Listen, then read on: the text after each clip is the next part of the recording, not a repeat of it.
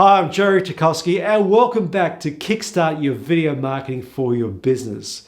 Today we are going to look at video production, so let's get straight into it.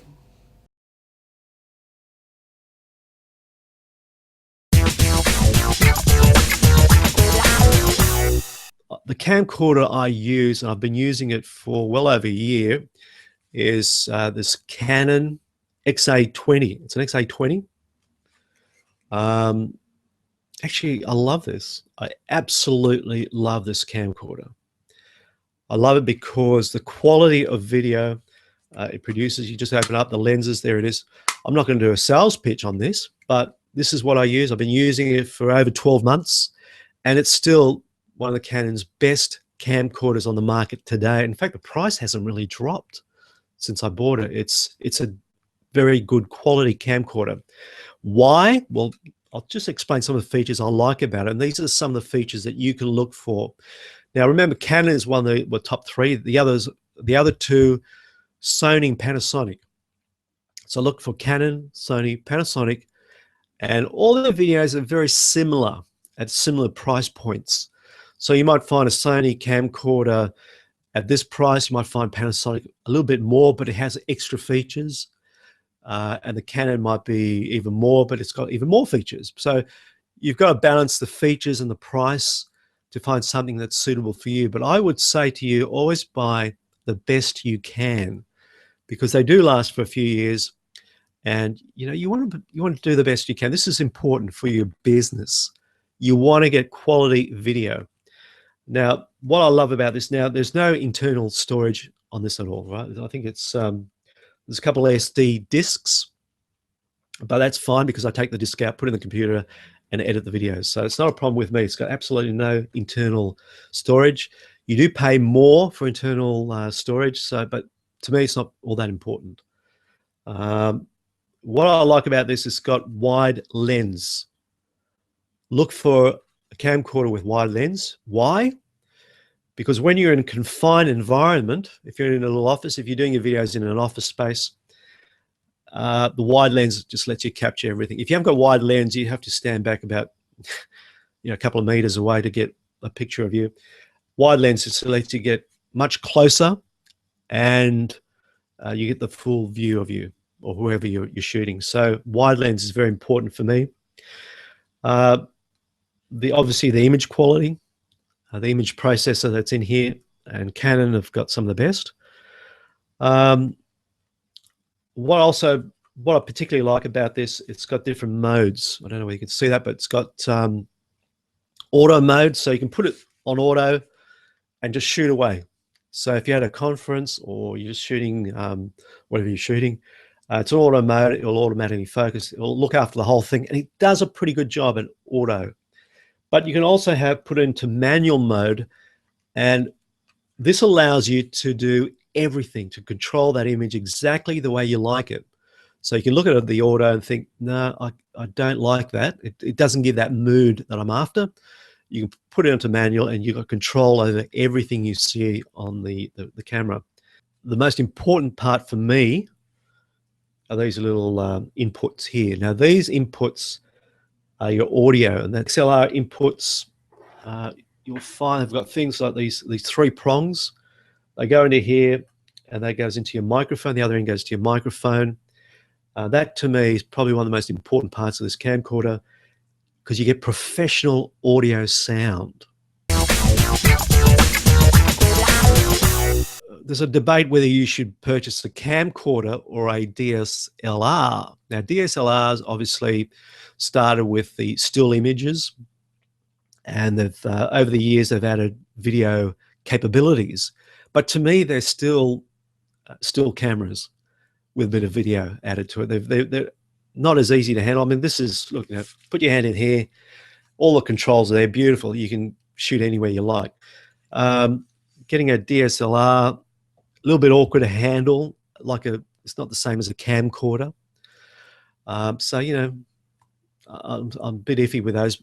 What the benefits of a DSLR is obviously the image quality. It's a larger image processor, so your image is certainly nice, and you do get that ability to have the shallow depth of field, which is really just, for instance, getting your foreground in focus like this, and all your background you put it into soft focus or slightly out of focus.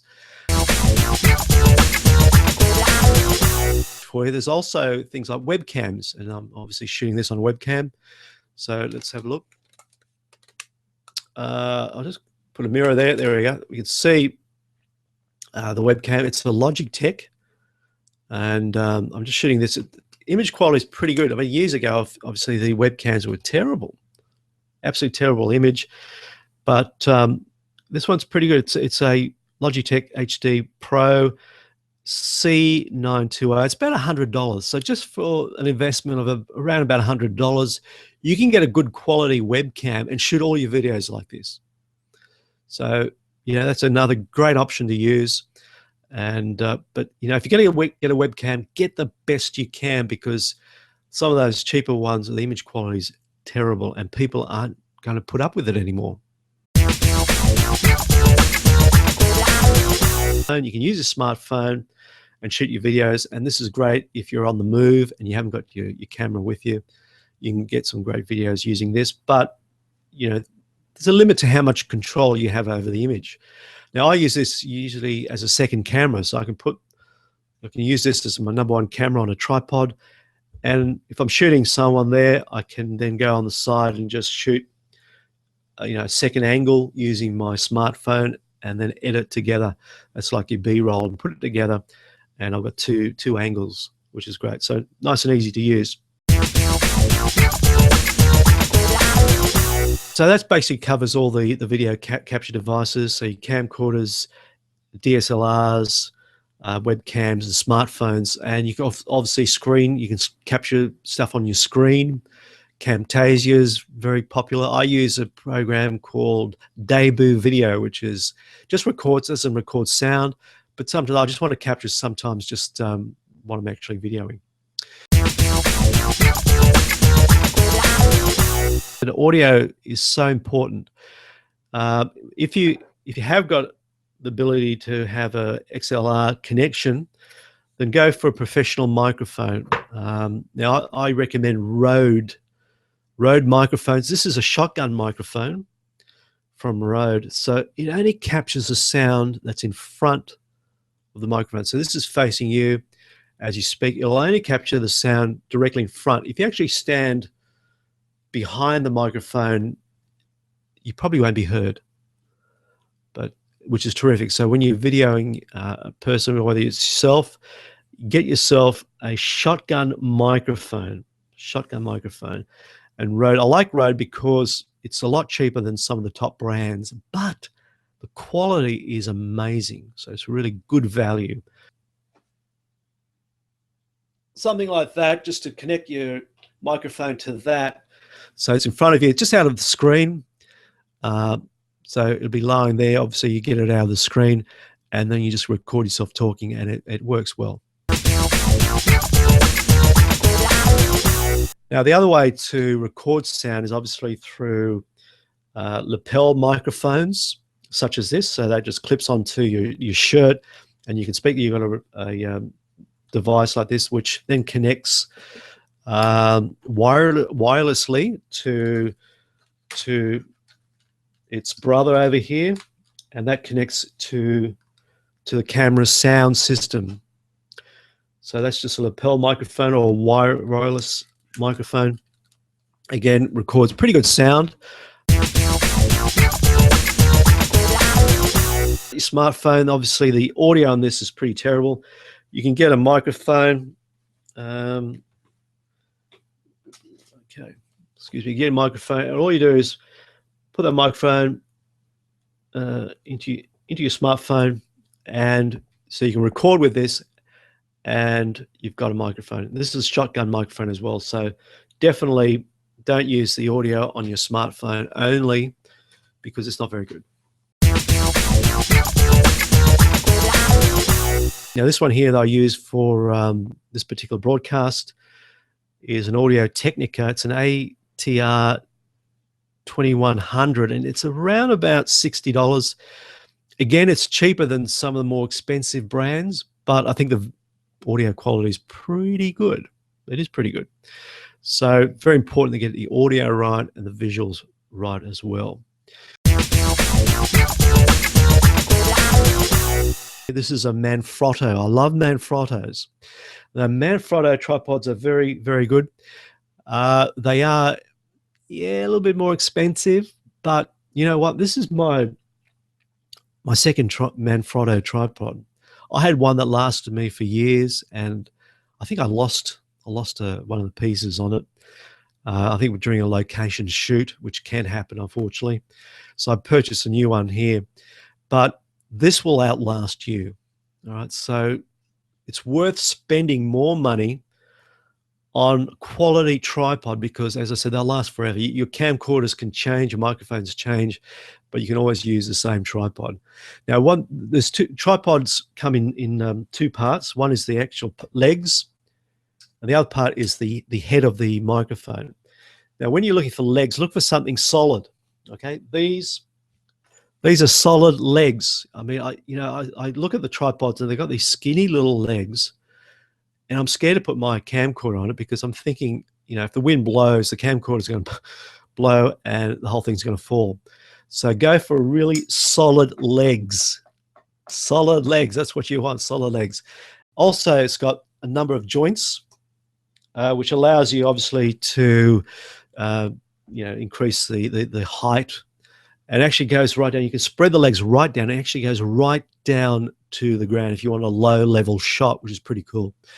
But it's got those different joints there, which means you can actually set this tripod on stairs, on a set of stairs. You can set it up and still have absolutely level using the three legs, and obviously they're at different levels. Now the head here, this is called a fluid head. So I'm using fluid head. So basically you can release all these things here and tighten it. So you can tighten it up when you want a shot and you don't want to move it, but you can also release it and you can tilt it and pan it. And it's got a fluid head. Now fluid head, what it does, it allows you to get a very smooth pan, those lovely smooth pans or tilts without that jerkiness. And again, when you pay for cheaper tripods, when you're trying to get a pan shot, it just sort of jerks along, which destroys the whole image. So as I said, it's worth paying more money for a tripod because it will last you. It will last you a lifetime, as long as you don't lose pieces like I did. Just so again, if you don't want to buy a tripod, this is a monopod. Again, it's a Manfrotto. You just open the legs there like that. And it actually goes right down to the ground, about this height, I guess. You can put your camera on there. And it's so flexible when you're out shooting about at an events or wherever you are. You can put that under your arm with your camcorder. When you see something you want to record, open up the legs, put your camcorder on top, and you can shoot. And you can still pan and tilt. You can do all that and give you a nice steady shot. So that's a great tool when you're shooting on location and you don't want to carry a big tripod with you. In the last video, we used a webcam. This time I'm using a smartphone. We're going to take a quick tour around my studio and show you how to set up and shoot your video template. Okay, so you can see there's the tripod with the camcorder on top there. And you want to set up the lens of the camera about the same height as your eyes. You don't want to ever look down on your audience, or you don't want to be submissive either. You want a nice level playing field. You want to look straight to the eye of your audience. Now if we just look around here, you notice the windows there is blacked out. Now that's because I like to get as much control of the lighting as possible. So my windows have been covered by a blank curtain. Now you can see over here, I'll just show you here. So there's the XLR cable is connected to my camcorder up until my shotgun microphone over here, which is on a stand. So when I stand in front here, the microphone is facing me. Okay, but it'll be out of shot. Now on my left here is what's called the key light. So that's the main light. That's going to cause a lot of shadow on one side of my face. So on the other side, I've got a softer light in a light box, and that will just ease the shadows a little bit. It'll still leave a little bit of shadow to create the depth of my face. Now behind me, I've actually got two fluoro lights, and that's lighting the back wall. Okay, because I like to have a nice even light behind me. So this is how it looks to your viewers watching your video. So I've got a little remote here. I'll just get a wider shot so you can see how that setup looks. Now you can start seeing the shotgun microphone coming in view. So you can see how close it is to me. So it just helps to get a better sound quality. The closer it is, the better the audio quality. Now on my left here is that very bright light. That's the key light, and that brings the shadows on this side of my face. And that's why I have a softer fill light here, just to cover some of the shadow, but still keep a bit of contrast there as well. Behind me, I've got the two fluoro lights that are lighting the wall and just lifting the background up a little bit away from me. So that's a very simple setup that you can do wherever you can, in your office or in a lounge room or bedroom. It's very simple and it's very effective. So that's the setup. Now what we're going to do is we're going to get your script and break it up into little parts, and I'll show you how to shoot it. Okay, now's the time to shoot your promotional video using the template that I showed you earlier. Now what I've done is broken the script into 10 parts. Remember, there were 10 parts to your template video. And each part has 1 or 2 sentences. And what we're going to do is we're not going to try and do the whole thing in one go, because that can be pretty daunting. So we're going to take it step by step. And each one, as I said, has only got 1 or 2 sentences to learn or to sort of get familiar with. And we do the first one. And what you do is you click to record your video, and you just focus on that first section, the first 1 or 2 sentences. And you do it once, it's okay, let's do it again, and you keep doing it until you're really happy with it. Now once you're happy with it, give it a big thumbs up, and then just pause the camera and then replay it. Make sure that you're happy with that last take. Forget all the other takes, just go straight to the last take and that you're happy with it. If you're happy with it, fine, come back out here and do the second part. Again, record it, run through the second part, and just go through it 2 or 3 times until you're really happy with it. And again, give it a big thumbs up and have a look. Keep checking, making sure that the framing is right, that we don't have microphones or lights in the picture, making sure that the audio is fine, everything's perfect, all right? Because you don't want to go back again having to do it again. And then you go through each section, 1, 2, 3, 4, up until number 10. So at the end of your shoot, you're virtually going to have 10 mini videos, a video of each little section. And that's very important when it comes to editing. This is going to really speed up the editing process. Okay, now it's time for editing. Now, a lot of people hate this part because it can take so much time. It can be very consuming. So I'm going to show you a nice, easy way how to do it. Now, I've uploaded the 10 videos, the 10 mini videos for our video template. I've just renamed them 1 to 10, which matches the script we have. Now, just open up your editing program. Now, I'm using Premiere Pro, which is a very sophisticated program, but I'm just going to show you how easy it is to quickly edit your videos. So we'll import the videos. So select 1 to 10. Okay, and import them into your program, whichever program you use. Bingo, they're in. Okay, well, let's start with the first one. Put it in the timeline. Now, instead of going through the entire clip, all we do is go towards the end where we find ourselves just to giving the thumbs up. There's a thumbs up. Okay, so we know that this is the one that we like. So we just go backwards because this is the one that we liked to the start, and that's where it starts. So we just cut. We can delete the stuff previously, and that's the one we've got. And we can go to the end there and just cut it just before we give the thumbs up, and delete that bit, and there's our clip. First one done. How easy is that? Okay, now just do the other 9. Just add the second one there, and off you go. Back to the end here until the thumbs up. There's a thumbs up, and do the same thing for number 2, number 3, number 4 until you finish all 10 clips, and there you have it. You've quickly edited the 10 mini videos into one video. Then you can add music, graphics, or whatever you like, but that's how easy it is with my system. So I hope you enjoyed that. And there you have it. That's video production. It's been quite a long video with lots of information, but I hope it's been very useful for you. We looked at video equipment, camcorders, DSLRs, microphones, lighting, the whole lot.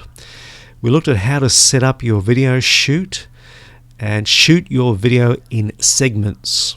We also looked at uploading a video and numbering them 1 to 10, and edit each mini video by locating the thumbs up at the end of each video. It makes it nice and easy.